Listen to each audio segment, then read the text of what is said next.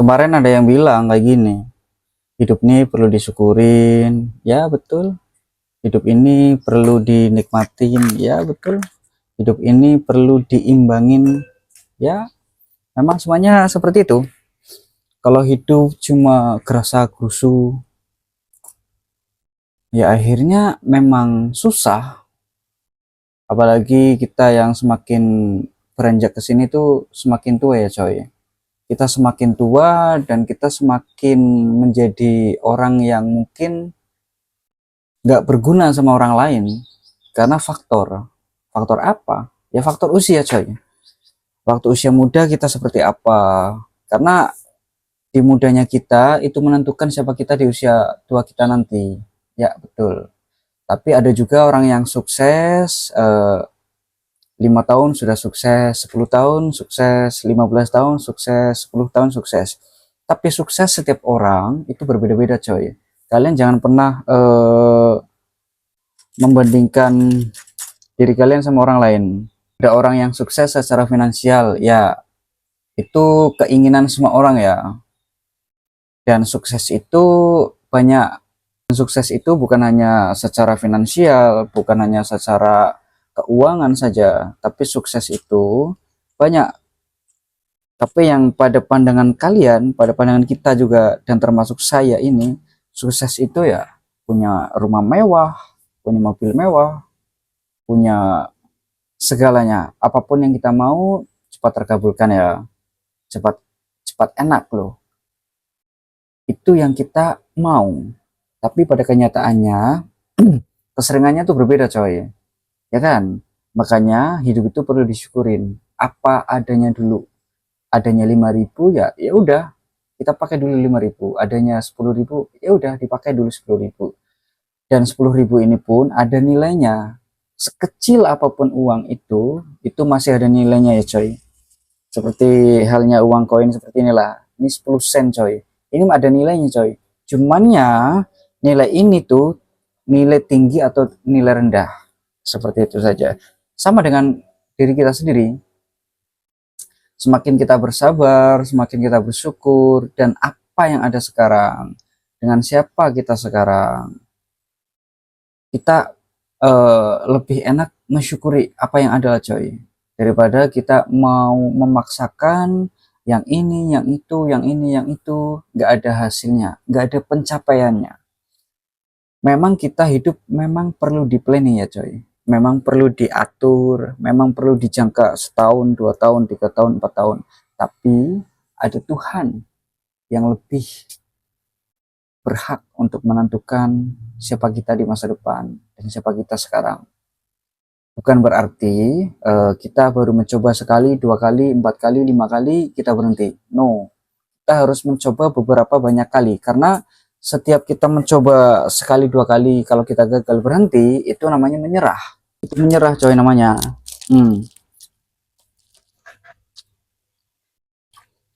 Kadang artis yang sudah banyak penghasilan pun dia masih mencari lubang, mencari income tambahan, mencari sesuatu yang menurut dia tuh boleh mendapatkan income yang lebih.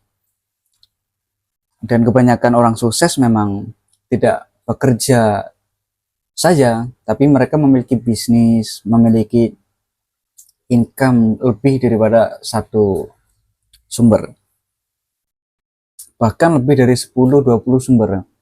Kenapa orang kaya semakin kaya, orang miskin semakin miskin, dan orang yang senang ya, yang tenang, yang enjoy ya di situ-situ aja. Kadang yang saya mikir kayak gini coy ya, mikir gimana mau jadi orang kaya, kayak mana memiliki uang banyak, kayak mana ya memiliki sesuatu yang khas dalam diri kita. Kalau diri kita memiliki sesuatu, insya Allah lah, diri kita tuh pun dipandang sama orang, dilihat sama orang, dipandang dengan orang, bukan berarti kita memiliki jabatan yang tinggi ya. Karena diri kita sopan, santun, itu juga bisa mendapatkan rezeki yang lebih coy. Kalau kita punya sopan santun yang tinggi. Karena rezeki itu nggak datang hanya ketika bekerja ya. Kalau bekerja itu memang termasuk rezeki, tapi itu yang kita cari. Rezeki itu bukan berarti cuma uang, rezeki makanan, rezeki kesehatan, rezeki minuman, rokok, semuanya. Kadang kita jumpa dengan orang, ditraktir makan, ditraktir minum, dibelikan rokok, dibagi rokok. Nah, itu juga sudah termasuk rezeki kita. Karena rezeki itu memang nggak ada putusnya coy, selama kita hidup. Tapi kemarin ada juga orang yang bilang kayak gini, rezeki uang tuh nggak dibawa mati, nggak dibawa mati ya. Iya betul, uang memang nggak dibawa mati, karena yang akan dibawa ke akhirat nanti sama kita tuh amal ya. Apalagi kalau kita orang nih ada amal jariah, itu bagus lah coy. Ya memang uang nggak dibawa mati, betul. Tapi setidaknya kita jangan meninggalkan orang di dunia ini, keluarga kita, orang tua kita dengan susah ya. Apalagi kita orang Indonesia nih, orang Indonesia, orang Muslim, orang Islam, pasti ada yang namanya, kalau di tempat saya ini kenduri coy. Kalau orang lepas meninggal nih selama 1, 2, 3, 4, 5, 6, 7, selama 7 hari itu akan mengadakan selamatan untuk arwah, untuk almarhum selama 7 hari berturut-turut ya coy. Dan di situ juga ya memerlukan yang namanya biaya, karena kita meminta doa kepada orang-orang terdekat kita. Ya satu kampung tuh lah, satu RT, 2 RT kan. Itu memerlukan yang namanya uang. Nah, walaupun kita mati nggak membawa uang, uang nggak dibawa mati, tapi setidaknya kita usaha untuk tidak membebankan orang yang kita tinggalkan. Ya, setiap orang pun kita nggak tahu ya, punya hutang. Ya kayak diri saya sendiri pun punya hutang, punya tanggungan. Seperti itu. Apalagi orang-orang yang seperti saya menjadi anak rantau yang sudah lama nggak balik kampung. Bukan nggak rindu coy, saya rindu. Bukan nggak rindu kampung, bukan nggak rindu orang tua, bukan nggak rindu keluarga. Tapi kenapa saya masih bertahan di perantauan ini? Ya yang paling pertama ingin menuntaskan. Menuntaskan apa? Yaitu tadi finansial, keuangan, walaupun nggak tuntas-tuntas. Karena apa? Ya kebutuhan itu mengalir coy. Kebutuhan tuh mengalir seperti air. Nggak bisa, apa ya, nggak bisa berhenti lah. Kecuali tadi satu, kalau kita sudah mati. Kan? Kalau kita sudah mati, kita nggak ada tanggungan lagi coy. Tapi yang akan menanggung ya orang yang masih hidup di antara keluarga kita, orang tua kita, suami, istri, anak kita, macam itu. Kita kadang pun usaha semaksimal mungkin ya, tapi jika Allah masih belum menghendaki, belum meridhoi, belum memberikan apa yang kita mau lah, ya balik lagi yang pertama, kita harus bersyukur. Bersyukur atas apa yang kita miliki, bersyukur atas apa yang kita punya. Saudara, kekasih, orang tua, anak, istri, suami, ya semuanya tuh nggak ada yang sempurna ya. Kalau kita sempurna mah nggak merantau coy. Kalau kita sempurna mah mungkin nggak hidup ya. Kita sudah di surga sana, bahagia. Nggak tahu kerasnya dunia seperti apa, dan nggak tahu kejamnya dunia seperti apa. Apalagi dunia ini yang penuh dengan sandiwara. Di tempat kerja aja banyak orang yang sandiwara. Depan kita baik, tapi belakang kita busuk. Kan ya itu manusia, sifat manusia. Saya pun sama. Sifat manusia memang seperti itu. Ada orang baik, ada orang jahat.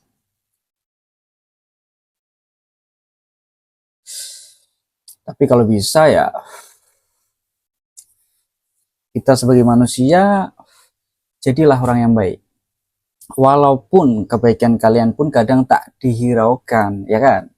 Kadang kebaikan kita nih hanya dijadikan sebagai eh, manfaat saja sama mereka.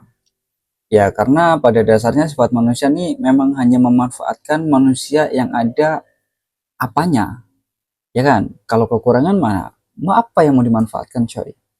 Contoh lah, kalian nih dalam pekerjaan nih pinter ya, pinter dalam berpikir, mengatur orang, berpikir ini itu, cara menyelesaikan masalah, mencari solusi, dan berbicara dengan baik dengan siapapun itulah ketika kalian menghadapi masalah. Nah, dalam hidup nih, kalau kita sedang menghadapi masalah, hal yang paling penting, utamakan kita tenangkan hati dulu coy.